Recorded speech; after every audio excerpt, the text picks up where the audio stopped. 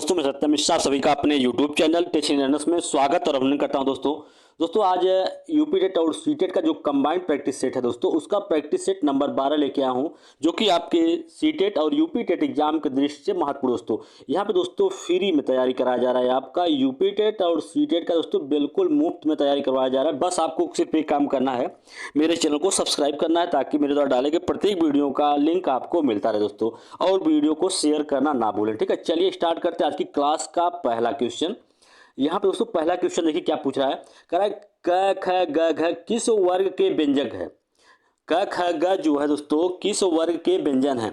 तालव्य, ऊष्म, अंतस्थ या कंठ। तो दोस्तों आपको बता दें क ख ग घ जो ये किस वर्ग के व्यंजक हैं, तो क वर्ग के व्यंजक के अंतर्गत कौन कौन सा आता है। क ख ग घ अंगा। और इसके अलावा दोस्तों आपको बता दें कि विसर्ग और है और अ वर्ड जो है ये सभी भी आपके किस में आते हैं। क वर्ड, जिसको क्या बोलते हैं, कंठ वर्ड बोला जाता है। ठीक है, तो इस क्वेश्चन का राइट जवाब क्या होगा, ऑप्शन नंबर 4 इसका राइट जवाब हो जाएगा। इसके अलावा अंतस्थ वर्ड कौन से होते हैं, देख लेते हैं। य व र और ल जो दोस्तों होता है क्या होता है, आपका अंतस्थ वर्ड के अंतर्गत आते हैं। ठीक है, आगे यहाँ पे दे रखा है ऊष्म व्यंजक। ऊष्म व्यंजक कौन कौन से होते हैं। स ख सह जो होता है ऊष्म व्यंजक कहलाता है, क्योंकि इनका उच्चारण करते समय अंदर से गर्म वायु जो है दोस्तों बाहर निकलती है। चलिए आगे चलते क्वेश्चन नंबर नेक्स्ट पे। क्वेश्चन नंबर नेक्स्ट देखिएगा, सभी क्वेश्चन दोस्तों आपकी परीक्षा के दृष्टि से महत्वपूर्ण है। ठीक है, क्वेश्चन नंबर नेक्स्ट है, कह रहा है कि अनुनासिक का संबंध होता है। अनुनासिक का संबंध किससे होता है। केवल नाक से होता है, नाक और मुंह दोनों से होता है, केवल मुंह से होता है, इनमें से कोई नहीं। तो अनुनासिक का संबंध दोस्तों किससे होता है, नाक और मुंह दोनों से होता है। जैसे आपका जो वर्ग का पंचमा अक्षर होता है दोस्तों अनुनासिक, न उसे अनुनासिक व्यंजक बोलते हैं। जैसे यम गणनम दोस्तों, यम गणनम जिसे बोला जाता है ना, यम गणनम जो वर्ड होते हैं पांचवा अक्षर होता है क्या होता है, अनुनासिक होता है, जिसका संबंध किससे होता है, नाक और मुख दोनों से ही होता है। चलिए आगे चलते हैं, क्वेश्चन नंबर नेक्स्ट देखिएगा। सभी क्वेश्चन दोस्तों आपके परीक्षा के दृष्टि से महत्वपूर्ण है। कह रहा है कि पठन पाठन के अंत में ऐसे अभ्यास एवं गतिविधियां हो जो बच्चों को स्वयं कुछ करने और सीखने का अवसर प्रदान करें, केवल पाठ से ही संबंधित हो, पाठ पर बिल्कुल आधारित न हो, सरल भाषा वाले हों। दोस्तों आपको बता दें कि पाठ के या पठन पाठन के अंत में ऐसे अभ्यास और गतिविधियां होनी चाहिए जो कि बच्चों को स्वयं कुछ करने और सीखने का अवसर प्रदान करें। ठीक है, क्या करें, उन्हें खुद से कुछ को करने और स्वयं से सीखने का अवसर प्रदान करें। ऐसी गतिविधियां जो पठन पाठन के अंत में होनी चाहिए। चलिए आगे चलते हैं क्वेश्चन नंबर नेक्स्ट पे। क्वेश्चन नंबर नेक्स्ट है दोस्तों, कह रहा है कि निम्नलिखित में से अल्प प्राण वर्ड कौन सा है। इसमें से आपको वर्ड प्राण वर्ड पहचानना है। जैसे थ ध पहला में दिया गया ऑप्शन एक में थ और ध, ऑप्शन सेकंड है क और ग, फ भ आ। तो इसमें पूछ रहा है कि अल्प प्राण। दोस्तों आपको पहले पता होना चाहिए अल्प प्राण व्यंजक वर्ड कौन से होते हैं। जैसे किसी भी वर्ग का, जैसे आपका यहाँ पे क वर्ग लिख दिया गया, क वर्ग का जो तीसरा, पहला, तीसरा और जो पांचवा वर्ड होता है क्या होते हैं, आपके अल्प प्राण होते हैं। तो जैसे तीसरा, पहला और तीसरा वर्ड कौन सा, जैसे क हो गया, ग हो गया और इसके अलावा अंगा। ठीक है दोस्तों, ये क्या होते हैं आपके, पूरा ये आपका अल्प प्राण होता है। तो यहाँ पे आपको ऐसा अगर वर्ड कहीं पे दिख जाए जिसमें आपका पहला, तीसरा, पांचवा वर्ड हो, क्या कहलाता है, आपके अल्प प्राण वर्ड कहलाते हैं। किसी भी वर्ग का पहला, तीसरा और पांचवा वर्ड जो होता है वो अल्प प्राण कहलाता है, और दूसरा और चौथा वर्ड जो होता है वो क्या कहलाता है, महाप्राण वर्ड कहलाते हैं। तो यहाँ पे देखिए दोस्तों ऑप्शन नंबर सेकंड जो दे रखा है क ग, इसके बाद अंगा होगा दोस्तों, क्योंकि इसमें पहला और तीसरा वर्ड दे रखा है, इस कारण से यही क्या होगा, अल्प प्राण होगा। चलिए आगे चलते हैं, क्वेश्चन नंबर नेक्स्ट देखिएगा।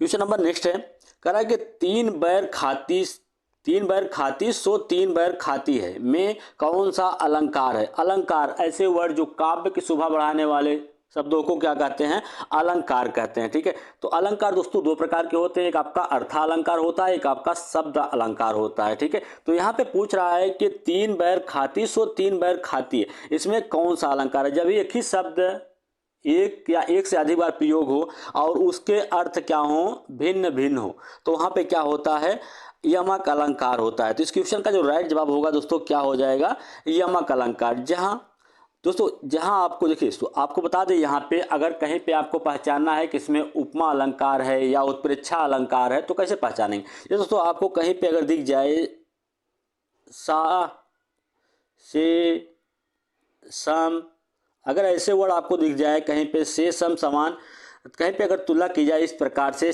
समुख चंद्रमा सा सुंदर है, इस तरीके से अगर वर्णन आपको कहीं पे दिख जाए तो वहाँ पे क्या होता है, उपमा अलंकार होता है। दोस्तों ये सब वर्ड अगर आपको की वर्ड होते हैं, अगर आपको दिखाई दे जाए तो समझ लीजिए वहाँ पे क्या है, उपमा अलंकार है। जहाँ उत्प्रेक्षा अलंकार, जहाँ दोस्तों मनु मानव जन जानो जनहु, जहाँ पे मनु मानव मानहु और जनु जानो जनहु, ऐसे वर्ड अगर आपको कहीं पे दिख जाए तो वहाँ पे क्या होता है, उत्प्रेक्षा अलंकार होता है। दोस्तों कीवर्ड होते हैं जिससे आप आसानी से उत्प्रेक्षा अलंकार, उपमा अलंकार, इन सबको आसानी से पहचान सकते हैं। ठीक है, चलिए आगे चलते हैं। क्वेश्चन नंबर नेक्स्ट देखिएगा। क्वेश्चन नंबर नेक्स्ट है, कह रहा है कि उपमेय और उपमान में से रूप गुण आदि के बीच समानता का प्रतिपादन हो वहाँ पे कौन सा अलंकार होता है। यमक अलंकार, उपमा अलंकार, रूपक अलंकार, अतिशयोक्ति अलंकार, पुस्तक विधि। अतिशयोक्ति अलंकार दोस्तों क्या होता है पहले जान लेते हैं। जहाँ पे किसी चीज को बहुत बढ़ा चढ़ा के कोई बात कही जाए वहाँ पे क्या होता है, अतिशयोक्ति अलंकार होता है। जैसे हनुमान जी के ऊपर एक कहा गया था कि लगन न पाई आग हनुमान जी के पूंछ में, ठीक है, सारी लंका जल गई, ठीक है, ऐसा कुछ कहा गया है। तो उससे क्या होता है दोस्तों, वहाँ पे अतिशयोक्ति अलंकार होता है। और यमक अलंकार, जब कोई एक ही शब्द बार बार प्रयोग हो और वहाँ पे उसके अर्थ भिन्न भिन्न हो तो वहाँ पे क्या हो जाता है, यमक अलंकार होता है। उपमा अलंकार दोस्तों, जहाँ पे आपका उपमेय और उपमान में समानता या भेद प्रकट किया जाए दोस्तों, इस टाइप के वर्ड होते हैं वहाँ पे क्या होता है आपका, उपमा अलंकार। चलिए आगे चलते हैं क्वेश्चन नंबर नेक्स्ट पे। क्वेश्चन नंबर नेक्स्ट देखिएगा, कह रहे कि भाषा का प्रयोग केवल पाठ्य पुस्तक में होता है, केवल मुद्रित सामग्री में होता है, जीवन के विभिन्न संदर्भों में होता है या केवल परीक्षा में होता है। तो भाषा का प्रयोग दोस्तों जीवन के विभिन्न संदर्भों में भाषा का प्रयोग होता है। चलिए आगे चलते हैं, क्वेश्चन नंबर नेक्स्ट देखते हैं। क्वेश्चन नंबर नेक्स्ट दोस्तों कह रहा है कि निम्नलिखित पंक्तियों में रचना अनुसार अलंकार पहचानिए। इसमें से अलंकार पहचाना है, देख लो साकेत नगरी यही स्वर्ग से मिलने वाली गगन में जा रही। दोस्तों यहाँ पे किसी भी बात को क्या किया जा रहा है, बहुत बढ़ा चढ़ा के किया जा रहा है। कह रहा है कि देख लो साकेत नगरी यही है, स्वर्ग से मिलने गगन में जा रही है। इसकी तुलना ऐसे कर दिया गया, यही साकेत नगरी है और कहाँ पर मिलने जा रही है, स्वर्ग से मिलने जा रही है। तो किसी चीज़ को दोस्तों जहाँ पे बहुत बढ़ा चढ़ा के कहा जाए वहाँ पे क्या हो जाता है, अतिशयोक्ति अलंकार होता है। तो इस क्वेश्चन का राइट जवाब क्या हो जाएगा, ऑप्शन नंबर फर्स्ट इसका राइट जवाब हो जाएगा। चलिए आगे चलते हैं, क्वेश्चन नंबर नेक्स्ट देखिएगा। क्वेश्चन नंबर नेक्स्ट है, कह रहा है कि गुण संधि का उदाहरण देना। गुण संधि दोस्तों किसका प्रकार है, स्वर संधि का प्रकार है। स्वर संधि दोस्तों मुख्यतः 5 प्रकार की होती है। जब स्वर के बाद स्वर के मेल होने से एक नए शब्द का विकार होता है या एक नया शब्द बनता है तो वहाँ पे क्या होता है, स्वर संधि होती है। जैसे यहाँ पे पहचानना है आपको कौन में स्वर संधि का उपयोग हुआ है और गुण संधि किसमें। महोत्सव दोस्तों, महोषधि, अन्वेषण, गायन। यहाँ पे गायन जो शब्द लिखा गया है इसमें क्या है, आयादि संधि है। और अन्वेषण क्या है, यहाँ पे आपका यड़ संधि। जब आधा न या आधा त के बाद या वह आ जाए तो वहाँ पे यड़ संधि हो जाता है, ठीक है। और महाऔषधि जो है यहाँ पे दोस्तों देखिए, इसे अगर कहीं पे आपको 2 मात्राएं दिख जाए ऊपर, ठीक है, तो वहाँ पे क्या होता है, वहाँ पे आपका वृद्धि संधि होती है, ठीक है दोस्तों। चलिए आज क्वेश्चन का राइट जवाब देख लेते हैं। महोत्सव जो लिखा गया दोस्तों यही गुण संधि का उदाहरण है। चलिए आगे चलते हैं क्वेश्चन नंबर नेक्स्ट पे। क्वेश्चन नंबर नेक्स्ट है, कह रहा है कि विपरीत शब्द का विलोम क्या होगा। विपरीत शब्द का उल्टा क्या होता है, अनुकूल होता है, प्राकृतिक होता है, उल्टा या प्रतिकूल। तो विपरीत का दोस्तों उल्टा क्या होगा, अनुकूल होगा। प्राकृतिक का विलोम शब्द क्या होगा दोस्तों, प्राकृतिक का विलोम शब्द कृत्रिम होता है। क्या होता है, कृत्रिम होता है प्राकृतिक का विलोम। और उल्टा का विलोम क्या होता है, सीधा होता है। और ठीक है, चलिए आगे चलते हैं क्वेश्चन नंबर नेक्स्ट पे। क्वेश्चन नंबर नेक्स्ट, यहाँ से दोस्तों कुछ महत्वपूर्ण प्रश्न बाल विकास के हैं जिसको सीडीपी बोला जाता है, ठीक है। और इससे भी आपके परीक्षा में लगभग 30 नंबर के प्रश्न आते हैं और प्रत्येक प्रश्न जो होते हैं दोस्तों 1 मार्क के होते हैं और इसमें भी कोई निगेटिव मार्किंग नहीं होता दोस्तों। न तो आपके यूपी टेट में न तो सी टेट में कोई भी निगेटिव मार्किंग की बात ही नहीं है, ठीक है। जितना क्वेश्चन आप सही करेंगे उतना नंबर आपको मिलेगा। चलिए, जन्म से किशोरावस्था तक बच्चों में विकास किस क्रम में होता है। जन्म से लेकर किशोरावस्था तक बच्चों में विकास किस क्रम में होता है, पहले अमूर्त का विकास हो जाता है या संवेदिक का या पहले मूर्त का। तो दोस्तों आपको बता दें कि जन्म से किशोरावस्था तक लेकर बच्चों का विकास किस क्रम में होता है, संवेदिक होता है, फिर मूर्त होता है, फिर क्या होता है, अमूर्त होता है। तो इस क्वेश्चन का राइट जवाब क्या होगा, ऑप्शन नंबर 4 इसका राइट जवाब हो जाएगा। चलिए आगे चलते हैं, क्वेश्चन नंबर नेक्स्ट देखिएगा। सभी क्वेश्चन दोस्तों आपकी परीक्षा की दृष्टि से महत्वपूर्ण है। कह रहा है कि निम्नलिखित में से कौन सा मुख्य रूप से अनुवांशिक संबंधित कारक है, अनुवांशिक लक्षण या अनुवांशिकता कारक कौन सा इसमें से? आंखों का रंग, सामाजिक गतिविधियों में भागीदारिता, समकक्ष व्यक्तियों के समूह के प्रति अभिभूति, चिंतन पैटर्न। तो इसमें से मुख्य अनुवांशिक कारण क्या है दोस्तों? आंखों का रंग जो होता है दोस्तों अनुवांशिक लक्षण होता है, एक पीढ़ी से दूसरी पीढ़ी में ट्रांसफर होने वाले जो गुण होते हैं, क्वालिटी होती है, वही क्या कहते हैं? अनुवांशिक लक्षण कहलाते हैं। ठीक है, चलिए आगे चलते हैं क्वेश्चन नंबर नेक्स्ट पे। क्वेश्चन नंबर नेक्स्ट दोस्तों क्या पूछ रहा है देखिएगा, बहुत ही अच्छा क्वेश्चन है आपकी परीक्षा के दृष्टि से। कह रहा है कि एक 4 वर्ष का बच्चा किसी बुद्धि लब्धि स्टैनफोर्ड बीने बुद्धि प्रशिक्षण में सौ है, तो उसका मानसिक आय क्या होगा? दोस्तों यहाँ पे मानसिक आय पूछा है, तो हमको इसका फार्मूला क्या होता है दोस्तों मानसिक आय का? देखिए यहाँ पे सबसे पहले हम देख लेते हैं बुद्धि लब्धि का फार्मूला जो होता है। बुद्धि लब्धि का फार्मूला होता है मानसिक आय बटे वास्तविक आय गुणे 100 होता है। क्या होता है? मानसिक आय बटे वास्तविक आय मल्टीप्लाई बाय 100 या गुणे 100 होता है। ठीक है, 100 से गुणा कर लेंगे। यहाँ पे हमसे मानसिक आय पूछ रहा है तो उसको यक्स मान लेते हैं, और वास्तविक आय 4 वर्ष दे रखा है, और बुद्धि कितनी दे रखी है? बुद्धि लब्धि 100 दे रखा है। यहाँ 100 से दोस्तों मल्टीप्लाई करेंगे, इस 100 से इस 100 को काट देंगे, तो यक्स की वैल्यू जो हमको प्राप्त होगी क्या हो जाएगी? 4 होगी। ठीक है, यहाँ पे एक बार जाएगा दोस्तों, और इसे 4 का यहाँ पे मल्टीप्लाई जब करेंगे तो हमको 4 प्राप्त होगा, तो इसका राइट जवाब क्या होगा? ऑप्शन नंबर 3 इसका राइट जवाब हो जाएगा। चलिए आगे चलते हैं क्वेश्चन नंबर नेक्स्ट पे। क्वेश्चन नंबर नेक्स्ट है, कह रहा है कि समावेशी शिक्षा का उद्देश्य क्या होता है? समावेशी शिक्षा का मतलब ये होता है सभी बच्चों का बिना किसी भेदभाव के एक ही स्कूल में स्वागत करना, चाहे वो विभिन्न रूप से बच्चे हों चाहे सामान्य रूप से बच्चे हों, सभी बच्चों का एक ही स्कूल में स्वागत करना या उनको एक ही स्कूल में सामान्य स्कूल में शिक्षा की व्यवस्था कराना ही क्या कहलाता है? समावेशी शिक्षा का उपदेश होता है। तो ऑप्शन देख लेते हैं कि विशिष्ट जरूरत वाले विद्यार्थियों के लिए विशिष्ट शिक्षा, गलत है दोस्तों, ये समावेशी के अंतर्गत नहीं आएगा। विशिष्ट जरूरतों वाले विद्यार्थियों को बिना विशिष्ट जरूरतों वाले विद्यार्थियों के स्तर पर लाना, ये भी गलत है। विशिष्ट जरूरतों वाले विद्यार्थियों का वियोजन करना, ये भी गलत है। यह सुनिश्चित करना कि सभी विद्यार्थियों को समान स्कूल शिक्षा में शिक्षा पाने का हक है। दोस्तों यही उसका लक्ष्य है, या कह सकते हैं कि यही उसका उद्देश्य है कि सभी बच्चों को समान स्कूली शिक्षा में शिक्षा पाने का हक हो। चलिए आगे चलते हैं क्वेश्चन नंबर नेक्स्ट पे। क्वेश्चन नंबर नेक्स्ट है दोस्तों, कह रहा है कि परिपक्वता का सिद्धांत संबंधित है भाषा विकास से, सृजनात्मकता से, मूल्यांकन से, समावेशी शिक्षा से। समावेशी शिक्षा दोस्तों यही होती है जब सभी बच्चों का बिना किसी भेदभाव को एक ही स्कूल में स्वागत किया जाए, मतलब चाहे वो सामान्य बच्चे हों चाहे भिन्न रूप से योग्य बच्चे हों। ठीक है, वो क्या कहलाता है? समावेशी शिक्षा कहलाती है। और मूल्यांकन दोस्तों एक तरीका होता है जिससे पता चलता है कि बच्चे को कितना समझ में आ रहा है, उसको किस तरीके से सिखाने की जरूरत है, सारी चीज़ें मूल्यांकन करने के बाद ही पता चलती है। सृजनात्मकता क्या होती है? जब बच्चा कोई चीज़ अलग अलग ढंग से कर सके या अलग तरीके से किसी चीज़ को सोच सके, ठीक है, तो उसमें क्या होता है? सृजनात्मकता का गुण या लक्षण होता है। ठीक है, और भाषा परिपक्वता का सिद्धांत संबंधित है किससे? भाषा से संबंधित होता है। इस क्वेश्चन का राइट जवाब ऑप्शन नंबर फर्स्ट है। चलिए आगे चलते हैं क्वेश्चन नंबर नेक्स्ट पे। क्वेश्चन नंबर नेक्स्ट है दोस्तों, कह रहा है कि विद्यार्थियों में अवांछित व्यवहार को परिवर्तन करने में सबसे प्रभावशाली पद्धति क्या है? अगर कोई विद्यार्थी का अवांछित व्यवहार है दोस्तों, अलग तरीके से या गलत व्यवहार कर रहा है दोस्तों, तो उसमें परिवर्तन सबसे प्रभावी तरीके से कैसे लाया जा सकता है? कि विद्यार्थियों को दंड देना, विद्यार्थियों को दंड देने की जो बात है बिल्कुल गलत है दोस्तों। एनसीएफ इसकी मान्यता नहीं देता है। ठीक है, या बाल विकास में भी इसकी मान्यता नहीं है। ठीक है, अभिभावकों को ध्यान में इसे लाना, अवांछित व्यवहार के कारणों को ढूंढना तथा उपचार का प्रबंध करना। दोस्तों यहीं पे आपका आंसर मिल गया कि जो अवांछित व्यवहार कर रहा है, वो गलत व्यवहार कर रहा है, उसके कारणों को पता लगाना कि वो क्यों इस कारण ऐसा व्यवहार कर रहा है। ठीक है, उसको पता लगाना और उसमें सुधार करना। ठीक है, चलिए आगे चलते हैं क्वेश्चन नंबर नेक्स्ट पे। क्वेश्चन नंबर नेक्स्ट क्या है दोस्तों? कह रहा है कि विकास विकार का उदाहरण कौन सा नहीं है? मानसिक विलंबन, डिसलेक्सिया, ADHD या ऑटिज्म स्पेक्ट्रम विकार। तो विकास विकार का, विकार मतलब बीमारी या लक्षण। ठीक है, कारण क्या है?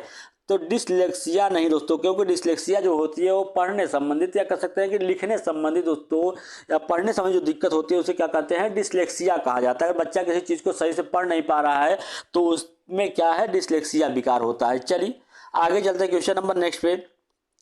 क्वेश्चन नंबर नेक्स्ट दोस्तों, कह रहा है कि बुद्धि प्रशिक्षण में एक 16 वर्षीय बच्चा 75 अंक प्राप्त करता है तो उसकी मानसिक आय। दोस्तों ये भी आपका बुद्धि लब्धि से ही प्रश्न है। तो सबसे पहले आप देख लेते हैं फार्मूला क्या होता है बुद्धि लब्धि का फार्मूला दोस्तों, मानसिक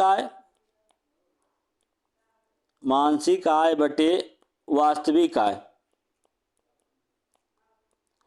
और मल्टीप्लाई बाई 100। ठीक है, तो यहाँ पे दोस्तों क्या दे रखा है, यहाँ पे दे रखा है बुद्धिबल प्रशिक्षण में एक 16 वर्षीय बच्चा जो है कितना अंक प्राप्त करता है, 75 अंक प्राप्त करता है।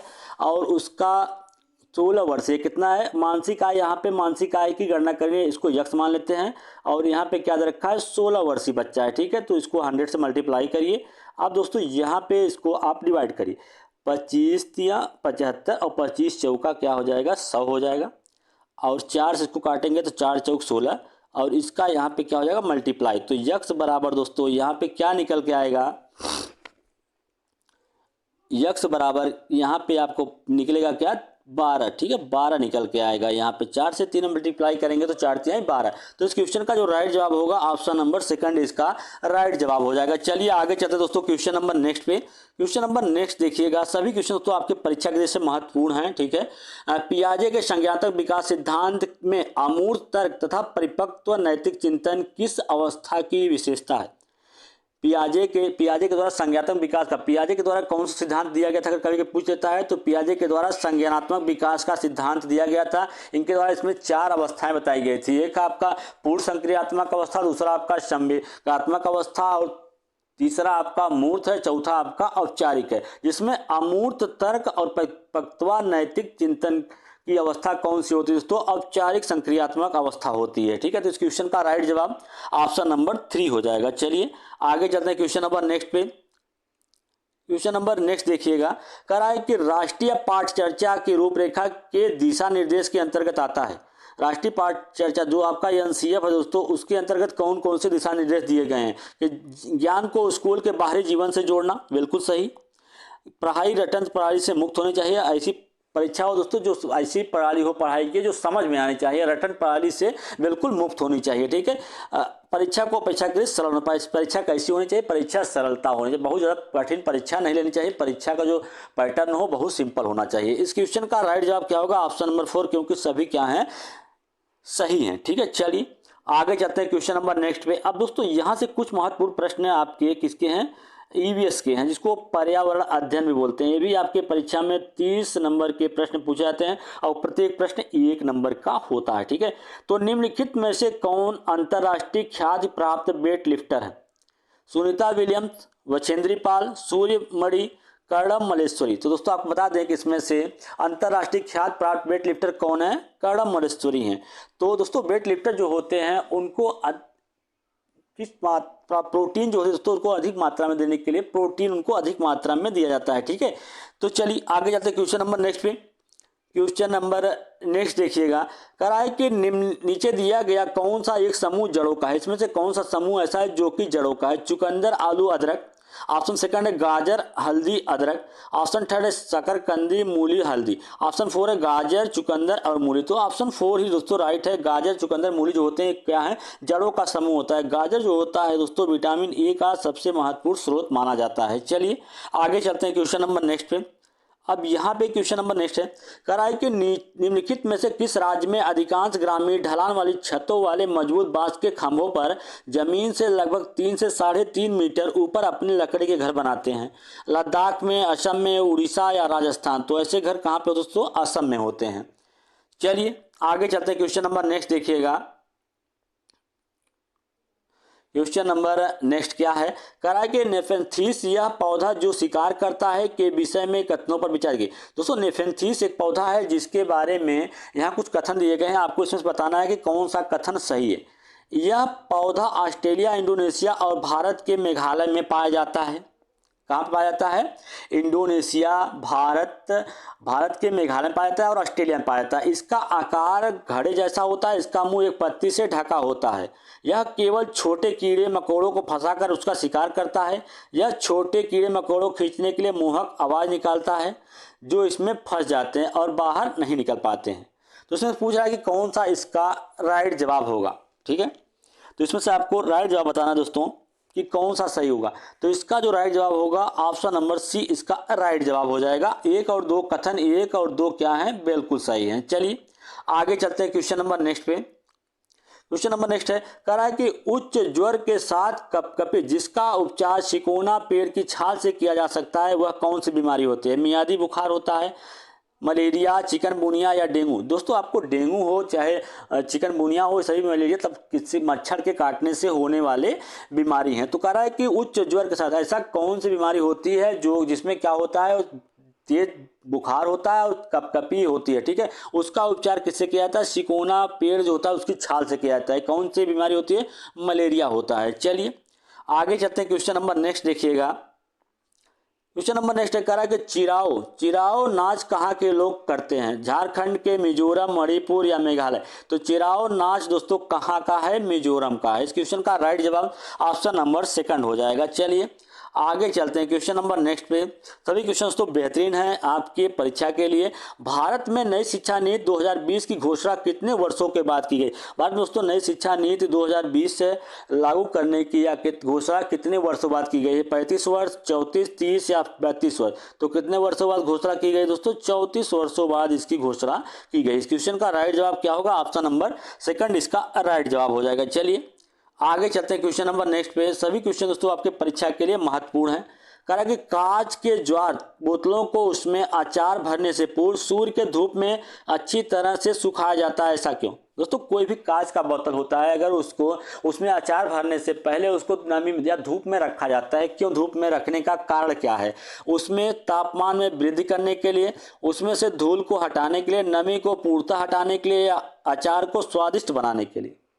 तो दोस्तों ऐसा इसलिए करते हैं कि ताकि जो कांच का ज्वार होता है या जार होता है उसमें से क्या हो जाए, उसमें से नमी पूर्णतः समाप्त हो जाए, ताकि जो अचार होता है दोस्तों खराब ना हो, ठीक है। नमी को पूर्णतः हटाने के लिए ऐसा करते हैं। चलिए आगे चलते हैं, क्वेश्चन नंबर नेक्स्ट देखिएगा।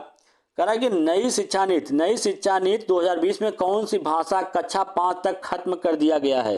अंग्रेजी, संस्कृत, उर्दू या हिंदी?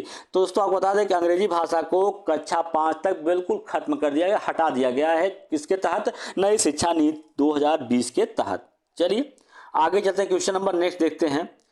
कह रहा है कि बकुला भैंस के पीठ पर बैठता है क्यों? बकुला जो होता है वो भैंस के पीठ पर, आप भी देखते होंगे दोस्तों, यहाँ पे भैंस चर रही होती हैं, वहाँ पे बकुला भैंस के पीठ पे जाके बैठ जाता है। इसका कारण क्या होता है, क्यों ऐसा होता है? बकुला तथा भैंस में सहजीविता का संबंध होता है। बकुला जो मनोरंजन के लिए भैंस के पीठ पर बैठता है।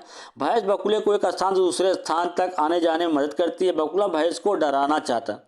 दोस्तों क्या है, बकुला जो होता है भैंस के पीठ पे इसलिए बैठता है क्योंकि बकुला और भैंस में क्या होता है, सहजीवी का संबंध पाया जाता है। इस कारण वो बकुला जो होता है भैंस के पीठ पे बैठता है। चलिए आगे चलते हैं, क्वेश्चन नंबर नेक्स्ट पे। कह रहा है कि कड़ुक कहाँ के लोगों की भाषा है? दोस्तों ये बहुत ही इंपॉर्टेंट क्वेश्चन है, आपके सीटेट में दोस्तों इस बार पूछा गया था, और आगे भी जब भी एग्जाम होंगे सीटेट या यूपीटेट के तो उसमें पूछे जाने की पूरी प्रबल संभावना है कि कड़ुक कहाँ के लोगों की भाषा है। कुड़ुक जो है, कुड़ुक कहाँ के लोगों की भाषा है? मिजोरम के, मणिपुर, अरुणाचल प्रदेश या झारखंड? तो कुड़ुक कहाँ के लोगों की भाषा है? झारखंड के लोगों की भाषा है, ठीक है। चलिए दोस्तों आज के इतना है। अगर आपको मेरा वीडियो अच्छा लगे तो लाइक, शेयर और सब्सक्राइब दोस्तों जरूर करिएगा।